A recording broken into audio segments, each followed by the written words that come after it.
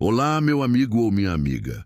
Seja bem-vindo a este canal. E se ele apareceu para você, é porque essa história tem algo a te dizer. Então não perca tempo. Inscreva-se no canal e comente aí de qual cidade você me assiste. Tem gente que diz que a saudade passa, que o tempo vai cobrindo as coisas como o mato cobre uma leira abandonada, e um dia você olha para trás e não reconhece mais a dor. Eu ouvi isso tantas vezes depois que o Gilson morreu que cheguei a acreditar. Aí vieram os meses e depois o ano e eu fui percebendo que não é bem assim. A saudade não passa, ela só muda de lugar. Vai deixando de ficar no peito e vai subindo para a garganta, para dentro dos olhos, para a ponta dos dedos que um dia alcançaram alguém e agora não tem mais onde pousar. O sítio ficou grande demais para mim sozinha. Não pela dimensão, porque nunca foi grande coisa. Umas 10 alqueires de terra vermelha no interior do Maranhão, entre Caxias e não sei o quê, com uma casa de tijolos rebocados, um curral de madeira, um galinheiro meio torto e uma mangueira velha que o Gilson jurava que tinha mais de 80 anos. Ficou grande pelo silêncio, pelo espaço que ele deixou em cada canto. A cadeira de balanço dele na varanda tinha uma mancha no apoio de braço do lado direito. De tanto ficar lá, ouvindo o rádio de pilha, rindo das besteiras do locutor. Eu não conseguia sentar naquela cadeira, mas também não conseguia tirar ela do lugar. Durante mais de um ano, a minha vida foi assim. Acordar antes do sol, dar milho para as galinhas, ordenhar a vaca moça, consertar o que precisasse, varrer o terreiro, cozinhar para mim sozinha e jantar ouvindo o barulho dos grilos. Às vezes, eu falava em voz alta só para me lembrar que ainda tinha voz. Perguntava para o gato grude onde é que ele tinha ido a tarde toda. Perguntava para a mangueira se ia ter manga boa naquele ano. O gato respondia com indiferença, do jeito que gato faz. A mangueira não respondia nada. Não vou mentir que era vida fácil. A roça te ocupa o corpo, mas deixa a cabeça livre. E cabeça livre de viúva sozinha é território perigoso. Pensava no Gilson o dia inteiro. No jeito que ele tomava o café soprando demais, nunca esperava esfriar. No cheiro de suor e terra que ele trazia quando voltava do pasto. Na forma que ele dormia com um braço jogado para fora da cama, como se tivesse alcançando alguma coisa no escuro. Não tinha ninguém me obrigando a ficar. Minha cunhada me chamou para ir para Caxias várias vezes, mas eu não conseguia. Sabia que se saísse do sítio, era como admitir que aquela vida tinha acabado de vez. E eu ainda não estava pronta para isso. Então chegou setembro, com aquela seca de rachar o barro, aquele calor que pesa em cima da gente como uma lona. O gado ficou magro, a poeira entrou em tudo, a estrada virou um pó vermelho que subia até dentro de casa. E eu fui levando, igual sempre. Um dia atrás do outro, sem muito para esperar, sem muito para temer. Até aquela noite de chuva. A tempestade veio sem avisar direito. No interior, você aprende a ler o céu, mas aquela noite enganou até o horizonte. Às 5 da tarde, o sol ainda estava escaldante, avermelhado, baixando devagar atrás da caatinga rala. Às 7 já havia uma parede de nuvens escuras do lado de lá da serra. E o vento tinha mudado de direção, trazendo aquele cheiro de terra molhada que é o cheiro mais bonito do mundo. E também o que mais me aperta o coração, porque era o cheiro que o Gilson amava. Fechei tudo. Janelas, galinheiro, porteira do curral. Recolhi o grude que estava no terreiro farejando sapo. Entrei, acendi a lamparina de querosene porque a luz costumava cair nas tempestades e fui sentar na varanda coberta, daquele lado que fica protegido quando a chuva vem do norte. A chuva chegou com força. Aquele tipo de chuva que cai quase na horizontal, que enche os buracos da estrada em minutos, que faz o riacho lá do fundo do pasto cantar mais alto que o trovão. Eu gostava de tempestade. Era uma das poucas coisas que ainda me tiravam de dentro de mim mesma. Foi aí que eu os vi. Primeiro pensei que era ilusão. 2 vultos na estrada de barro, lá embaixo, onde a curva dá para cada porteira. Uma figura grande e uma figura pequena, caminhando devagar no meio da chuva. Sem guarda-chuva, sem capote, sem nada. Encharcados como se tivessem caído dentro do riacho. Meu primeiro pensamento foi fechar a porta e apagar a lamparina. A gente aprende desde cedo no interior que estranho na estrada de noite não é visita, é problema. O Gilson sempre dizia isso. E eu estava sozinha, mulher, num sítio afastado, com a estrada principal a quase 3 quilômetros de distância. Podia ser ladrão, podia ser gente perigosa, podia ser qualquer coisa. Mas aí a figura pequena tropeçou. E quando levantou, eu vi o rosto dela iluminado por um relâmpago. Uma criança, uma menina pequenininha, de cabelo colado na testa pela chuva, olhando para frente com uma seriedade que não tinha cabimento num rosto daquele tamanho. Não sei explicar o que aconteceu dentro de mim. Foi como se uma comporta tivesse aberto. Peguei o guarda-chuva velho que ficava atrás da porta, acendi a lanterna de pilha e saí até a porteira. "Ei!" gritei para o vento. "Vocês precisam de ajuda?" O homem parou. Se virou para mim com um olhar cauteloso, quase animal, daquele jeito de quem já foi surpreendido demais na vida e desconfia de tudo. A menina ficou do lado dele, segurando a mão dele com as 2 mãozinhas. "A menina está com frio." Foi tudo que ele disse. Eu abri a porteira. Dentro de casa, à luz da lamparina, pude ver melhor os 2. O homem tinha uns 30 e poucos anos, talvez 40. Difícil dizer. Magro, rosto fechado, barba de alguns dias. Usava uma mochila grande nas costas que ele não largou nem quando entrou, nem quando sentou na cadeira que eu indiquei. Os olhos dele varriam o ambiente o tempo todo, como se calculasse distâncias e saídas. Eu já tinha visto aquele olhar antes, em gado que foi maltratado. O olhar de quem aprendeu que o perigo pode vir de qualquer direção. A menina era diferente. 7 anos, talvez. Cabelo crespo, pele escura, olhos grandes e fundos que pareciam guardar coisas demais para uma criança daquela idade. Ela olhava para tudo com uma atenção quieta. Quando o grude apareceu da cozinha e foi farejar o pé dela, ela abaixou devagar, estendeu a mão e esperou o gato vir. Não tentou pegar, só esperou. "Ô Lucas", o homem disse enquanto eu aquecia um caldo no fogão a lenha. "Ela é Manu, minha filha." "Neuza", respondi. "Essa é minha casa." Não perguntei mais nada naquela noite. Dei comida, dei cobertor, arrumei o quarto que tinha sido do meu filho mais velho quando ele ainda morava aqui, e fui dormir ouvindo a chuva bater no telhado de zinco, pensando que tinha aberto minha porta para um perigo que eu ainda não conseguia nomear. Lucas não era homem de muitas palavras. Isso eu percebi logo no primeiro dia.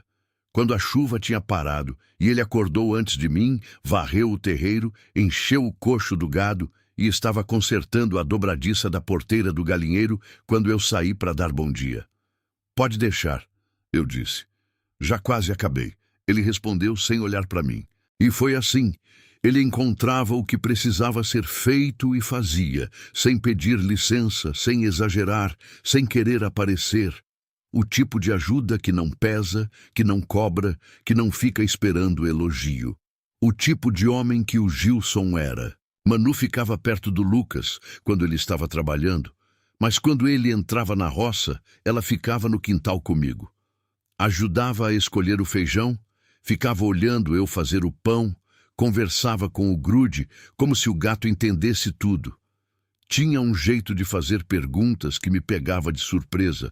Perguntas simples, mas que faziam pensar. Um dia ela me perguntou se a mangueira sentia falta das mangas que caíam. Outro dia perguntou por que a vaca moça sempre olhava para o mesmo canto do pasto. Eu não sabia responder. Ela aceitava o não sei com uma seriedade que me fazia sentir que tínhamos chegado juntas a uma conclusão importante.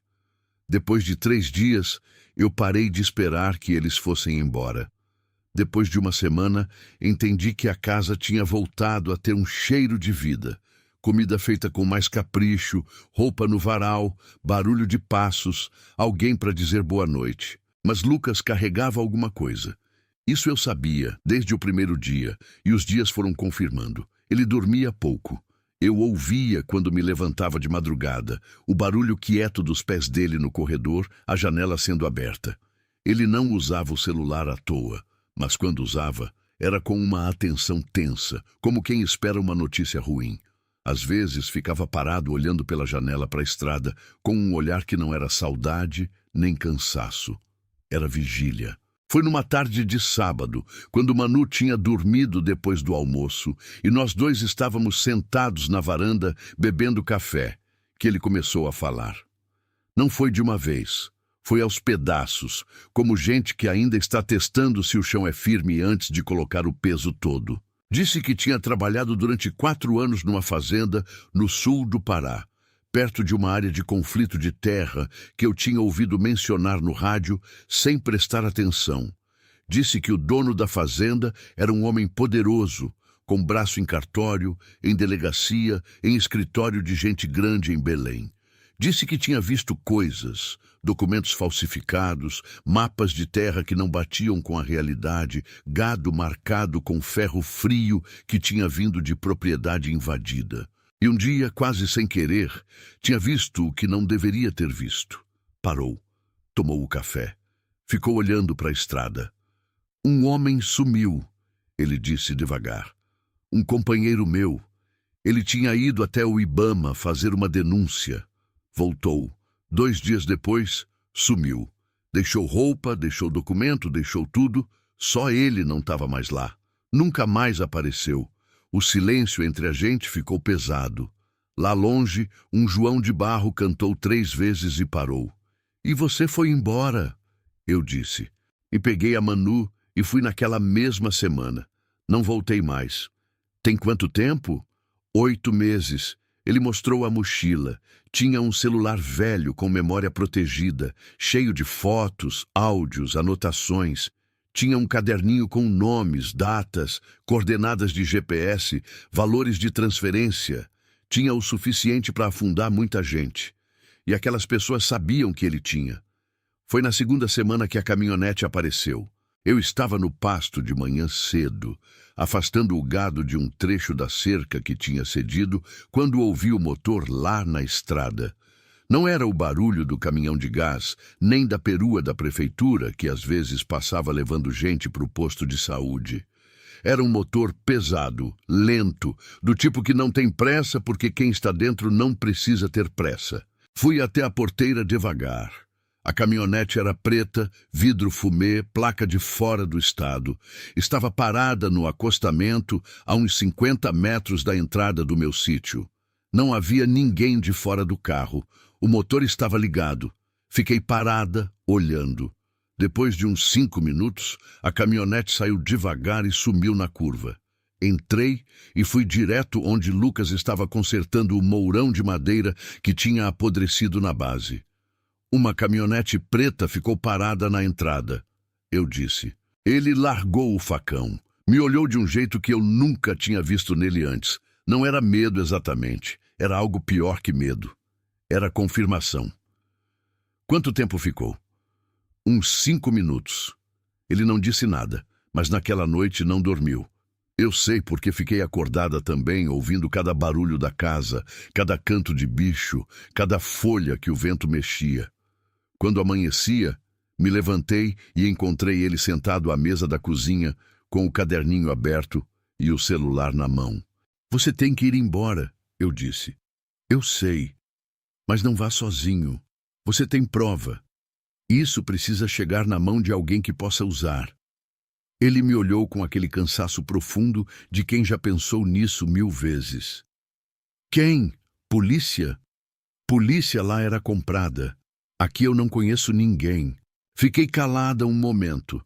Lembrei de um nome que o padre da paróquia de Caxias tinha mencionado uma vez, numa conversa sobre os conflitos de terra no Pará que tinham chegado aqui perto.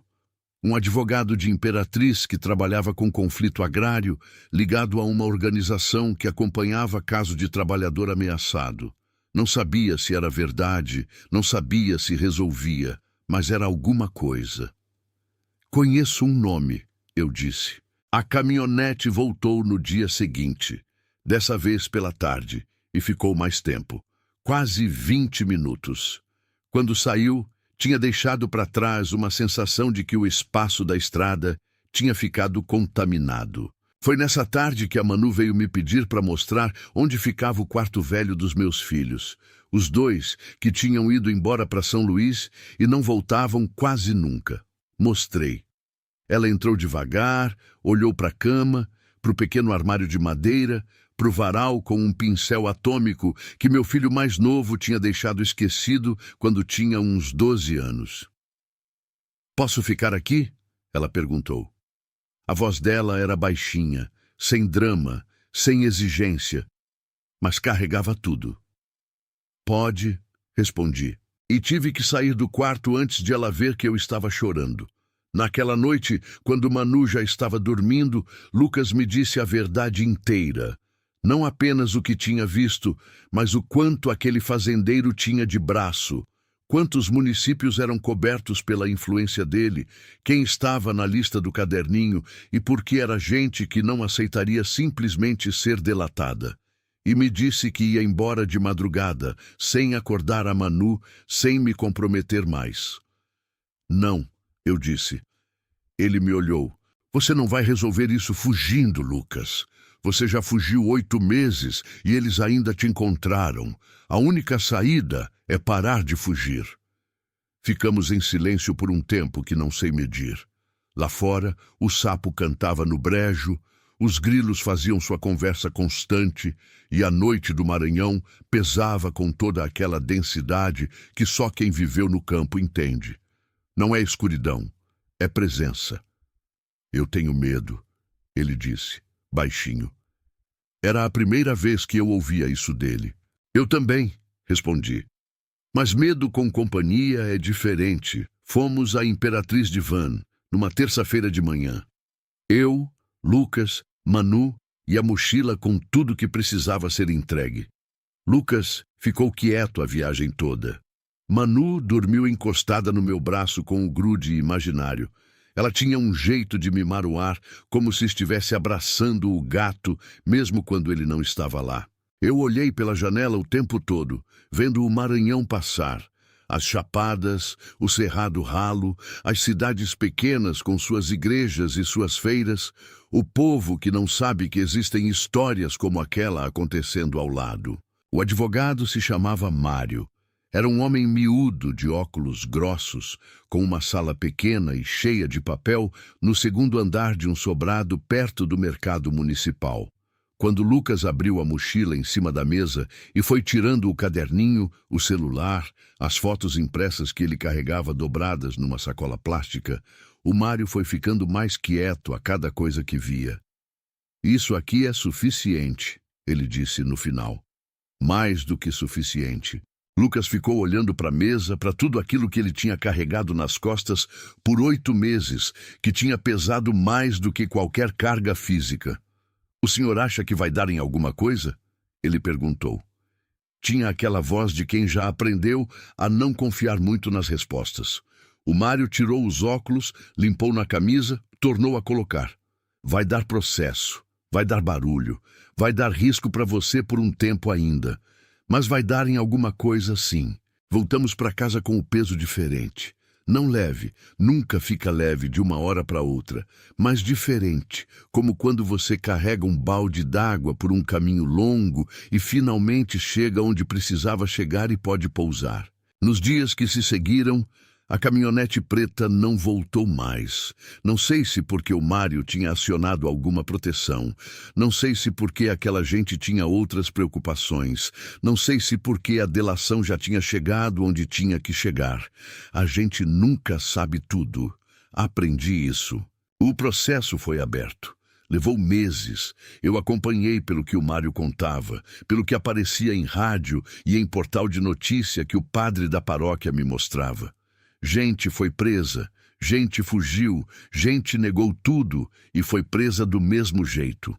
O nome daquele fazendeiro apareceu, não da forma dramática dos filmes. Apareceu devagar, entre outros nomes, numa lista que a imprensa publicou na mesma página em que tinha notícia de seca e de futebol. Mas apareceu. Lucas ficou. Não de vez logo, não foi assim. Ficou aos poucos, a cada dia que passou e que ele foi descobrindo que podia ficar, que não precisava olhar para a estrada com aquele olhar de antes, que tinha uma mão estendida que não estava esperando nada em troca. Não vou contar tudo o que aconteceu entre a gente porque não é história para todo mundo.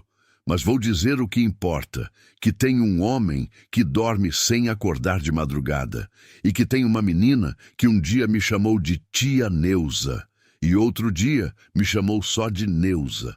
E outro dia não me chamou de nada, porque foi correndo me abraçar quando eu voltei da feira, e abraço não precisa de nome. A cadeira de balanço do Gilson ficou no mesmo lugar. Eu ainda não sento nela. Mas uma tarde daquela, vi a Manu sentada ali, balançando devagar, olhando a estrada com o grude no colo. Fiquei parada na soleira por um tempo sem ela me ver. E pensei que o Gilson, se tivesse olhado por aquela janela, ia ter sorrido. Não sei explicar o que é perder alguém que era o centro da sua vida e depois descobrir que a vida ainda tem centro, só que em outro lugar. Não sei explicar o que é ter uma casa vazia e um dia ela encher de um jeito que você não planejou e que machuca diferente. Não dói igual a saudade, dói igual a alegria, que é uma dor que a gente estranha porque não sabe bem o que fazer com ela. Sei que abri uma porta numa noite de chuva. Sei que tinha 2 perdidos do lado de fora. Sei que eu também estava perdida, só que por dentro, no meio de uma casa cheia de memória e de silêncio, e que de vez em quando o perdido de fora é exatamente o que você precisa para você mesmo encontrar o caminho. Não sei se foi coragem. Talvez tenha sido desespero. Talvez as duas coisas sejam a mesma coisa quando você está no limite e ainda assim abre a porta.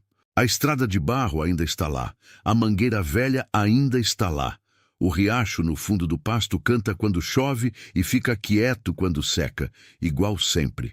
A vida no sítio não ficou fácil. Roça nunca fica fácil. Quem te disser diferente não conhece roça. Mas o silêncio mudou de natureza. Agora, quando a noite fecha e os grilos começam e eu sento na varanda olhando a estrada, o silêncio não é vazio. É cheio de uma coisa que eu ainda não aprendi o nome certo, mas que o peito reconhece. E isso, depois de tudo, é suficiente. Mas que tinha sido a coisa mais certa que eu fiz em mais de um ano. Tem uma coisa que a roça ensina, que a cidade não consegue. Que tudo que é bom, demora. Manga boa não amadurece em 2 dias. Pasto bom não brota do dia para a noite. Confiança entre gente que foi machucada pela vida é igual a planta de raiz funda. Cresce devagar. Às vezes você não vê crescer, mas quando menos espera, já está dando sombra. Foi assim com Lucas. Foram semanas, depois meses, de uma convivência que tinha mais silêncio do que palavra, mais gesto do que discurso. Ele aprendeu onde ficava cada ferramenta sem eu precisar mostrar. Eu aprendi que quando ele ficava parado olhando para o horizonte, não era frieza, era o jeito que ele pensava. A Manu aprendeu que o caminho para o banheiro de madrugada tinha um degrau solto no 3º passo e passou a avisar as visitas com uma seriedade de dona de casa que me dava vontade de rir e de chorar ao mesmo tempo. Em outubro, Lucas propôs que aumentássemos o curral. Disse que o terreno do lado sul estava sendo subutilizado, que cabia mais 10, 15 cabeças de gado sem pressionar o pasto, que ele tinha experiência com manejo e podia tocar. Eu ouvi, considerei e disse que sim. Não foi uma decisão simples, era a primeira vez desde que o Gilson morreu que eu tomava uma decisão sobre o sítio pensando adiante, não apenas sobrevivendo o presente. Percebi isso só depois, quando já tinha dito sim, quando o Lucas já estava medindo o terreno com um barbante velho e a Manu corria atrás dele segurando a ponta.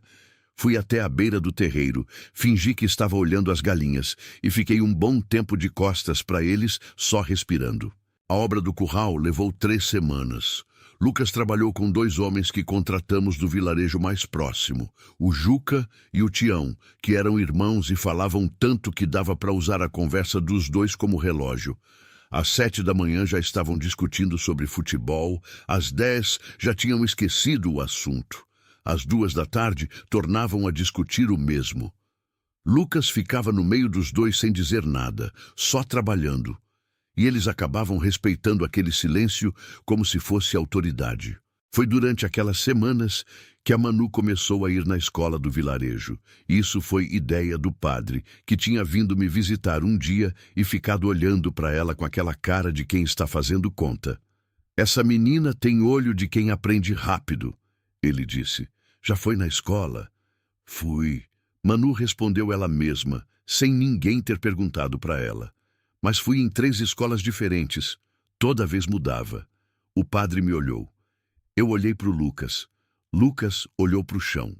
Não vai mudar mais, eu disse. E só depois de dizer, entendi o tamanho do que tinha prometido. No primeiro dia de escola, a Manu acordou antes de todo mundo.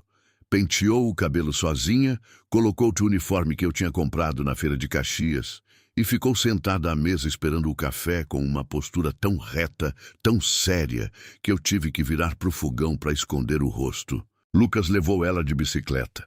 Eram 8 quilômetros de estrada de chão. Eu fiquei em casa, fiz o que tinha para fazer, mas a manhã passou lenta como o rio na seca. Quando eles voltaram no começo da tarde, a Manu na garupa, falando sem parar sobre uma professora chamada Dona Raimunda, que sabia fazer origami, e sobre uma menina chamada Vivi, que tinha dividido o lanche com ela. O sítio ficou um tamanho diferente, não maior, mas inteiro. Foi naquele mesmo mês que uma carta chegou, pelo Mário, o advogado, dizendo que o processo tinha avançado, que um dos nomes do caderninho tinha fechado acordo com o Ministério Público Federal e que o depoimento de Lucas seria necessário em Belém dentro de 2 meses. Não era pedido, era convocação com proteção. Eu li a carta antes de mostrar para ele. Fiquei uns minutos com o papel na mão, na varanda, olhando a estrada. Não veio medo dessa vez. Veio uma coisa parecida com resolução. Aquela sensação de que a história vai ter que passar por um ponto difícil, mas que não tem como desviar. Quando mostrei para Lucas, ele ficou quieto por muito tempo. Eu vou, ele disse por fim. Eu sei que você vai. Não quero levar a Manu. Olhei para ele. Ela fica aqui comigo. Ele me olhou de volta, e naquele olhar havia mais coisa do que cabia em palavra. Havia o reconhecimento de que tinha chegado num lugar onde podia pousar o peso. Não para sempre, não sem luta, não sem custo, mas podia. Obrigado, Neuza, ele disse, baixinho como quem diz coisa importante que não suporta volume alto. Não respondi.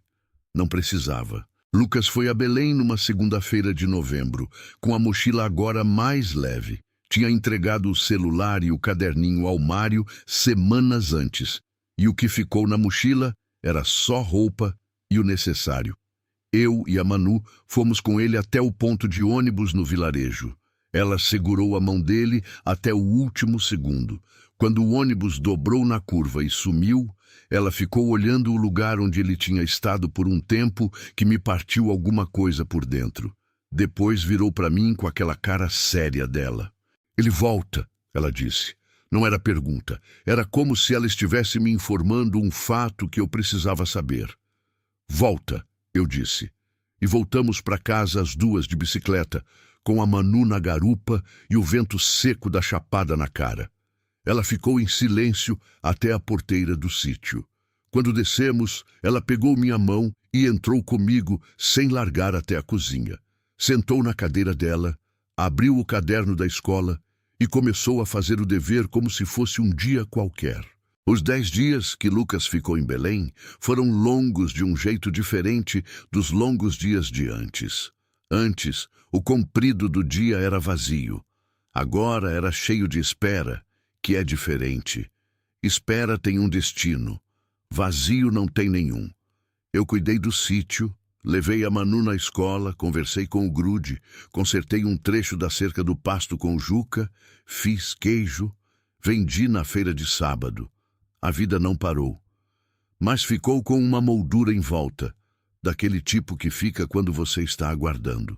Lucas ligou 3 vezes. Ligou curto, como sempre, mas eu aprendi a ler o que estava entre as palavras. Na primeira ligação, a voz dele tinha tensão. Na segunda, tinha cansaço. Na terceira, tinha uma coisa que eu demorei para identificar e que depois reconheci como alívio. Aquele alívio de quem carregou peso por tempo demais e finalmente pôde pousar. Deu certo, ele disse na terceira ligação. Eu sei, respondi. Embora não soubesse, estava falando pelo que eu queria que fosse verdade, e às vezes isso é o suficiente para fazer a verdade se acomodar. Quando ele voltou, a Manu estava na escola. Chegou de van, de tarde, sem avisar hora certa. Eu estava consertando o portão do galinheiro quando ouvi o barulho do motor na estrada. Parei. Esperei. Quando ele entrou pela porteira com a mochila no ombro e o mesmo andar cansado de sempre, mas com algo diferente na postura, uma leveza mínima, quase imperceptível, mas que quem conhece o peso sabe reconhecer quando ele está faltando. Eu larguei o martelo e fui até ele. Não dissemos nada por um momento. Depois ele disse, acabou. Não acabou de tudo, eu sabia. Processo é processo, arrasta por anos, tem recurso, tem apelação, tem gente poderosa que não aceita derrota fácil, mas o pior tinha passado. O que ele carregava desde que aquele trabalhador sumiu no Pará, a culpa de ter visto e sobrevivido, a responsabilidade de ser a única memória de algo que poderosos queriam apagar, e isso tinha sido entregue nas mãos certas e estava sendo cuidado por pessoas maiores do que ele sozinho podia ser. Às vezes, a coragem não é fazer tudo. Às vezes, é saber a hora de passar adiante. Quando a Manu voltou da escola naquela tarde, ela viu a bicicleta dele encostada na parede da varanda antes de entrar. Parou. Ficou olhando a bicicleta. Depois entrou correndo e foi direto a ele sem dizer nada, sem gritar, sem chamar pelo nome. Foi só com o corpo, como criança faz quando a palavra não tem tamanho certo para o que está sentindo.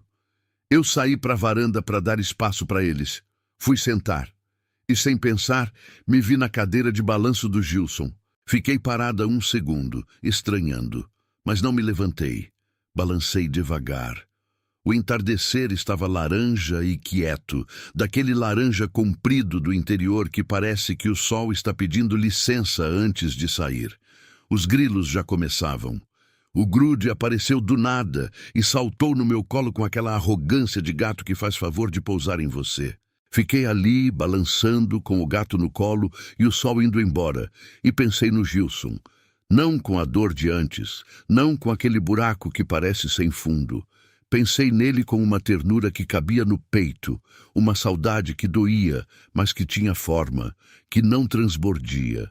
Pensei que ele teria gostado do Lucas. 2 homens que falam pouco e trabalham muito se entendem sem precisar de apresentação. Pensei que ele teria adorado a Manu, que teria inventado apelido para ela no 2º dia e que ela teria detestado e usado para sempre. Pensei que a vida é estranha e é misericordiosa, e que às vezes o que você perde cria um espaço que você não pediu e não queria, mas que um dia, sem você ter planejado nada, começa a ser preenchido por coisas que você também não pediu e que chegaram encharcadas numa noite de tempestade. Em fevereiro do ano seguinte, a Manu ganhou um prêmio na escola, uma redação que ela escreveu sobre o lugar onde morava. Dona Raimunda mandou uma cópia para mim pelo Lucas, com um bilhete dizendo que tinha sido a melhor da turma. Eu li 3 vezes. A Manu tinha escrito que morava num sítio no Maranhão, com uma mangueira velha de 80 anos e um gato grosseiro chamado Grude e uma vaca chamada Moça, que olhava sempre para o mesmo canto do pasto. Tinha escrito que a tia Neuza sabia fazer o melhor pão de queijo que ela já tinha comido na vida, e que o pai dela consertava qualquer coisa que quebrasse, e que à noite os grilos faziam tanto barulho que no começo atrapalhava dormir, mas que depois virava música. Tinha escrito no final que antes de chegar lá, ela não sabia o que era ter um endereço de verdade, e que agora sabia, e que endereço de verdade não é só o nome da rua, é o cheiro que tem quando você abre a porta. Dobrei o papel com cuidado. Guardei na gaveta onde eu guardo as coisas que precisam de proteção. Fui para o quintal, chamei o Lucas, que estava no pasto, chamei a Manu, que estava na mangueira tentando alcançar uma manga que estava baixa demais para ser gostosa e alta demais para pegar sem escalar. Disse que ia ter bolo de fubá porque a data merecia. Lucas ergueu uma sobrancelha, daquele jeito que era o jeito dele de sorrir quando não queria aparecer sorrindo. Manu desceu da mangueira de um salto e veio correndo. Entrei primeiro, acendi o forno a lenha, botei a chaleira no fogo. Enquanto esperava a água ferver, fiquei olhando para a cozinha daquele jeito que você olha para uma coisa que está com medo de perder, tentando gravar cada detalhe. O cheiro de fumaça e baunilha, a rachadura no azulejo da parede que o Gilson sempre ia tapar e nunca tapou, a mancha de café no canto da mesa, os passos da Manu no corredor, o som da porteira do curral batendo quando o Lucas entrava. Pensei, isso é o que existe, não o que eu perdi, não o que eu poderia ter. O que existe agora, aqui, com toda a sua imperfeição e sua poeira vermelha e seus grilos insistentes. E isso, descobri tarde, mas descobri. É a única forma de moradia que realmente protege a gente. Não as paredes, não o telhado. É esse momento de estar dentro de uma vida que ainda está acontecendo, com pessoas que também estão tentando, num chão que conhece os seus passos. A água ferveu. Fiz o café. Chamei os dois. E o dia continuou.